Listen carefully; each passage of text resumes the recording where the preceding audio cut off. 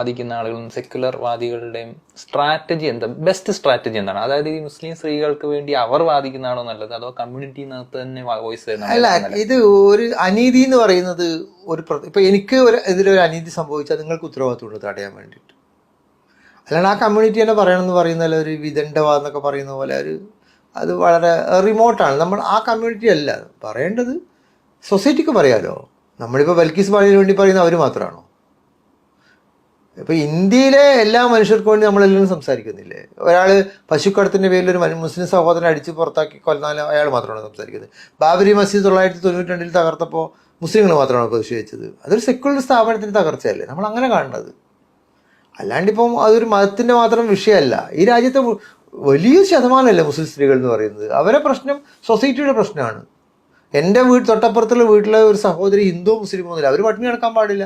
അവർ മുസ്ലിമായി ജനിച്ചു എന്നത് അവർ തീരുമാനിക്കുന്നതോ ചൂസ് ചെയ്യുന്നതല്ലല്ലോ, സംഭവിക്കുന്നതല്ലേ. ഞാനിപ്പോൾ മുസ്ലിം ആയതെങ്ങനെയാണ്? ഞാൻ തിരഞ്ഞെടുത്ത മതമല്ല. എനിക്ക് ആ മതത്തിൽ പ്രത്യേകിച്ച് അഭിമാനമോ അപമാനവും ഇല്ല. ആസ് ഇറ്റ് ഈസ് ഞാനൊരു മുസ്ലിം കുടുംബത്തിൽ ജനിച്ചു. എൻ്റെ ഉപ്പാരടുത്തുനിന്ന് ഉമ്മാരടുത്തുനിന്ന് എൻ്റെ വലിയ ഗ്രാൻഡ് പാരൻസിൻ്റെ അടുത്തെല്ലാം കിട്ടിയ കുറേ മൂല്യങ്ങൾ എനിക്കുണ്ട്. അത് അടുത്ത തലമുറയ്ക്ക് ഞാൻ കൈമാറുന്നു. എൻ്റെ മക്കളെ ഞാൻ അതനുസരിച്ച് വളർത്തുന്നു. അതിൻ്റെ പേരിൽ സ്ത്രീകൾക്ക് അപമാനിക്കപ്പെടുകയോ അവരുടെ അന്തസ്സിന് ഇടിക്കുകയോ ചെയ്യുന്നൊരു സമയമുണ്ട്. സൊസൈറ്റി മുഴുവൻ ഇടപെടണം.